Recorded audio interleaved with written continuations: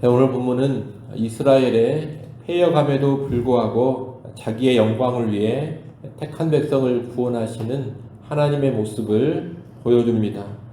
1절, 2절은 바벨론 유배 생활 중에 있는 이스라엘에 대한 부정적인 평가입니다. 1절에 보면 이들은 이스라엘의 이름으로 일컬음을 받으며 유다의 허리에서 나왔으며 여호와의 이름으로 맹세하고 이스라엘의 하나님을 기념했습니다. 이방 나라에 끌려가 포로 생활을 하고 있으면서도 자기들이 여호와께 속했고 여호와를 믿고 섬기는 사람이라는 것을 드러내 보인 겁니다. 또 2절에 보면 이들은 거룩한 성, 다시 말하면 예루살렘 출신이라고 스스로 부르고 이스라엘의 하나님을 의지한다고 고백했습니다. 바벨론 땅에서도 종교적인 자긍심을 잃지 않고 살았던 겁니다. 이런 이스라엘의 모습은 사람들이 보기에는 완벽한 경건으로 보였습니다. 이방 땅에서 포로로 끌려가서도 이런 모습을 보이고 있으니 얼마나 신실해 보입니까? 하지만 하나님이 보시기에 그들의 삶에는 진실이 없었고 공의가 없었습니다. 이스라엘이 망하고 포로로 끌려온 것은 외적인 신앙 고백이나 외적인 종교 행위가 없어서가 아닙니다. 예루살렘 성전에서 드리는 제사는 풍성하고 넘쳐났었습니다. 문제는 그들의 실제 삶에서 전혀 하나님의 말씀대로 순종하지 않았다는 겁니다. 그들의 삶 가운데는 사랑도 정의도 공의도 없었습니다. 또 하나님과 더불어 우상을 섬기기도 했습니다. 한마디로 삶에 순종이 없는 형식적인 신앙, 위선적인 신앙으로 살았습니다. 그 결과로 나라가 망하고 바벨론 땅에 포로로 끌려온 겁니다. 그런데 이 바벨론 땅에서도 이스라엘 백성은 여전합니다. 외적인 신앙 고백은 투철합니다. 겉으로는 독실한 여호와 신앙을 가진 자들로 보입니다. 하지만 그들의 삶을 보면 경건의 핵심인 진실이었고 공의가 없었다는 겁니다. 징벌을 받고 있는 중에도 이러고 있으니 이스라엘은 참으로 완악한 자들이라 그렇게 말할 수가 있겠습니다. 3절부터 6절은 그들의 완악한 모습으로 인해 하나님이 행하신 과거의 일을 말하고 있습니다. 3절에서 하나님은 처음부터 하실 일들을 미리 알려주시고 이를 이루어 오셨다고 말씀합니다. 3절 앞부분에 보면 예로부터 처음 일들을 알게 하였다고 하는데 이 말은 하나님께서 하실 일들을 선지자들을 통해 미리 말씀해 주셨다는 뜻입니다. 하나님은 창조 이후로 특별히 이스라엘의 역사가 시작된 이후로 계속해서 선지자들을 통해 미리 말씀하시고 후에 말씀하신 그대로 성취하셨습니다. 그렇게 하신 이유가 무엇입니까? 이스라엘이 얼마나 패역하고 완고한지를 아시기 때문입니다. 그들의 목은 쇠의 힘줄 같고 이마는 놋과 같습니다. 그만큼 완고함이 질기고 강합니다. 그러니 미리 알려주시고 행하지 않으면 여호와께서 행하셨다는 것을 인정하지를 않습니다. 오히려 다른 신들이 했다, 우상들이 했다 이런 식으로 가버립니다. 실제 이스라엘 백성 가운데 일부는 바벨론에게 망하고 포로로 끌려간 일을 가지고서도 바벨론의 신이 여호와를 이겨서 이렇게 되었다 이런 생각을 하고 있었습니다. 하지만 바벨론에게 멸망당하고 포로로 끌려간 일도 하나님께서 여러 선지자들을 통해 미리 말씀하셨고 그 말씀대로 행하신 겁니다. 아마 하나님이 미리 말씀해 주신 것이 없었더라면 바벨론의 신들이 그런 일을 했다고 이스라엘 백성들은 더 강하게 확신을 했을 겁니다. 이스라엘은 자기들의 과거 역사를 돌이켜보면 참으로 하나님께서 미리 말씀하셨고 후에 말씀하신 대로 그대로 행하셨음을 알게 됩니다. 하나님은 6절 상반절에서 네가 들었으니 이 모든 것을 보라 너희가 선전하지 아니하겠느냐라고 하십니다. 처음부터 미리 말해준 것을 너희가 들었는데 모든 것이 그 말씀대로 된 것을 보아라. 들은 말씀대로 성취된 것을 보았다면 여호와가 참 신이라는 것을 선전하지 선포하지 않겠느냐 이 말입니다. 실로 하나님은 역사 가운데 미리 말씀하시며 행하셨습니다. 그것은 완악한 이스라엘이 여호와를 인정하고 믿도록 하기 위해서였습니다. 6절 하반절은 하나님께서 앞으로 행하실 새 일을 들려주신다는 말씀입니다. 하나님은 지난 과거의 일들도 말씀으로 미리 들려주시며 행하셨습니다. 그 하나님께서 이제 곧 행하실 새 일을 또 들려주십니다. 이 새 일이란 바벨론을 멸망시키고 이스라엘을 구원하는 일입니다. 이 새 일은 지금 창조된 것입니다. 그전에는 이스라엘에게 알려지거나 들려지지 않았던 일입니다. 하나님은 전에 듣지 못했던 새 일을 들려주시고 이 새 일을 곧장 행하신다는 겁니다. 이를 통해 이스라엘은 여호와께서 과거의 역사만이 아니라 미래의 역사도 지배하시는 분이라는 것을 알게 될 것입니다. 하나님께서 이 새 일을 전에 알려주시지 않았다가 이제야 알려주시는 이유는 이스라엘의 완악함 때문입니다. 8절 하반절에 보면 이는 내가 정녕 배신하여 모태에서부터 내가 배역한 자라 불린 줄을 내가 알았음이라 이렇게 말씀합니다. 이스라엘은 배신하는 족속입니다. 그들은 모태에서부터 배역한 자라고 불리웁니다. 이 말은 그들의 배신이 일시적인 현상이 아니라 본성적인 악행이라는 뜻입니다.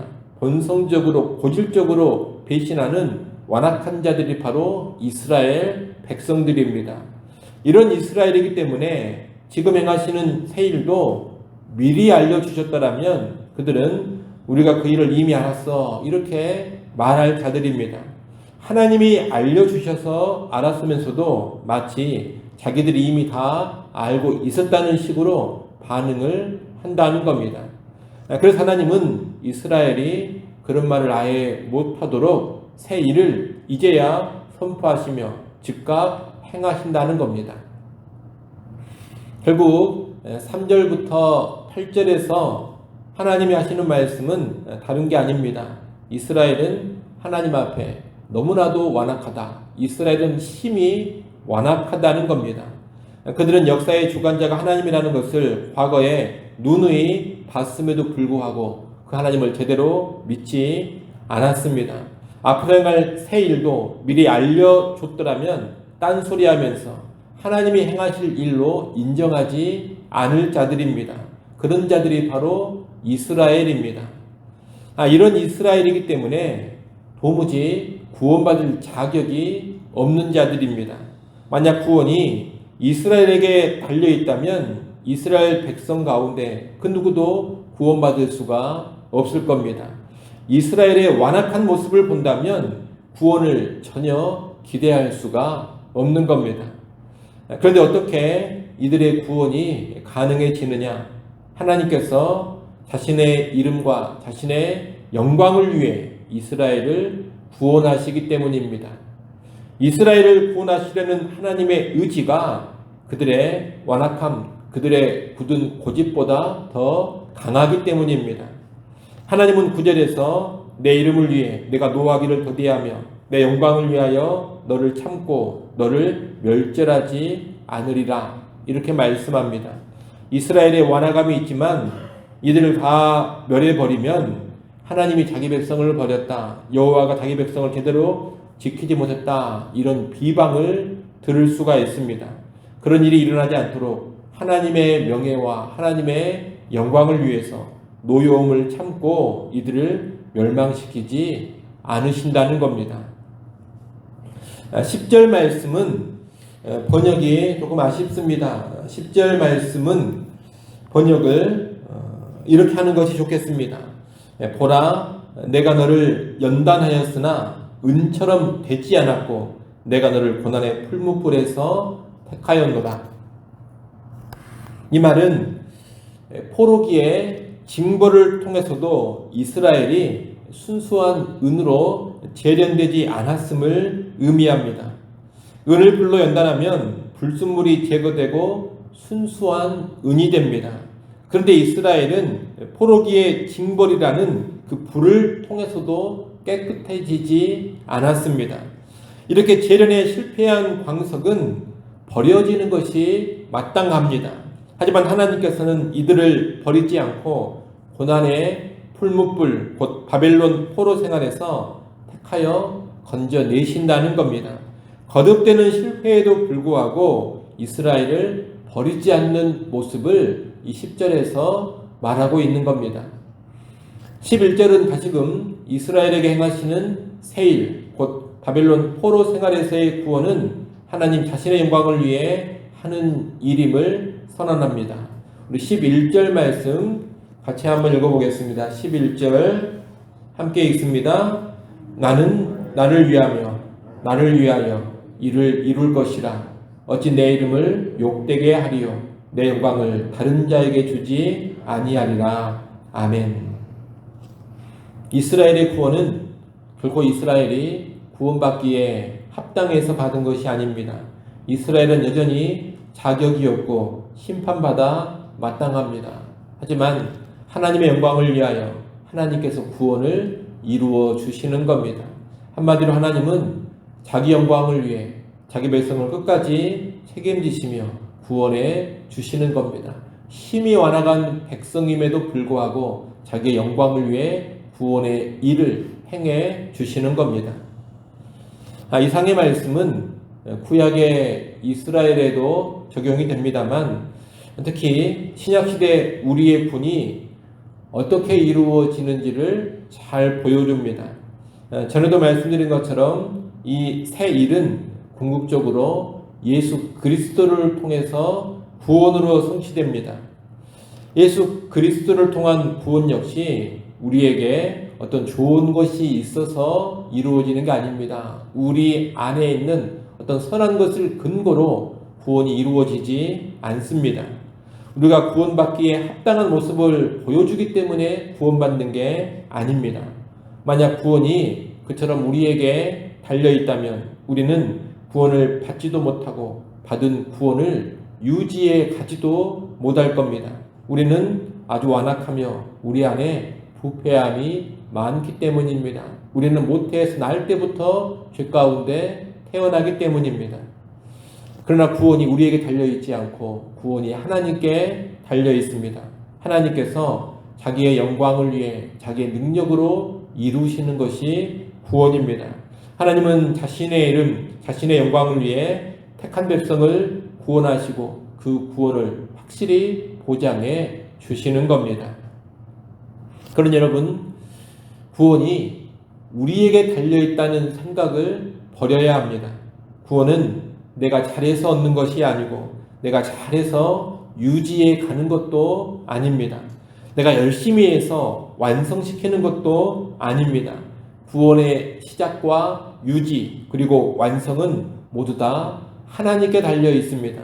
내가 하는 것이 아니라 하나님께서 하시는 일이 구원입니다. 아울러 구원이 그저 우리의 복락이나 우리의 만족을 목표로 하지 않는다는 것도 잘 알아야 합니다. 구원이 나를 위한 것이다. 구원이 우리를 위한 것이다. 이런 생각만 할 때 우리는 큰 오류에 빠지게 됩니다. 그런 생각에 빠지면 하나님보다 내가 더 중심이 되고 하나님이 나를 위해 존재하고 있는 것처럼 변질돼 버립니다. 하지만 그런 게 아닙니다. 하나님이 나를 위해 존재하는 것이 아니라 내가 하나님을 위해, 우리가 하나님을 위해 존재해야 합니다. 구원의 궁극적인 목적도 나의 유익을 넘어서서 하나님의 영광입니다. 물론 구원을 통해 나도 엄청난 유익을 누립니다.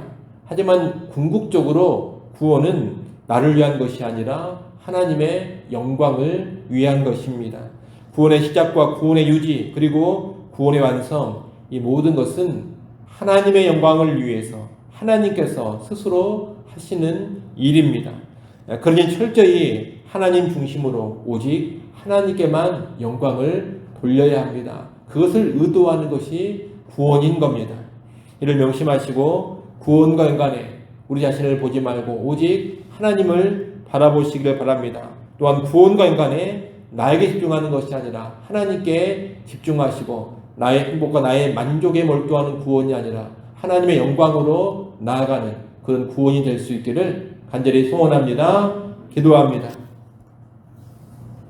하나님 아버지, 나의 공로, 나의 의로움, 내 안에 있는 어떤 선한 것으로 얻고 이루어가는 구원이 아닌 것을 잘 알게 하여 주옵소서. 오히려 나의 완악함과 부패함에도 불구하고 하나님께서 하나님의 영광을 위해 이루어 주시는 것이 구원임을 깨닫게 하여 주옵소서. 이렇게 구원받은 자로서 철저히 하나님을 바라보게 하시고 내가 아닌 하나님을 의지하게 하여 주옵소서. 또한 구원과 인간의 모든 영광을 철저히 하나님께만 돌리게 하여 주옵소서. 구원받은 자로서 더욱 하나님을 앙모하게 하시고 구원받은 자로서 오직 하나님 영광 위에 살아가는 주의 백성 되게 하여 주옵소서. 아버지 하나님, 이 시간도 주 앞에 나와 엎드립니다. 엎드려 간구하는 주의 백성들을 불쌍히 여겨 주시옵소서. 긍휼히 여기사 때를 따라 돕는 은혜를 허락하여 주옵소서.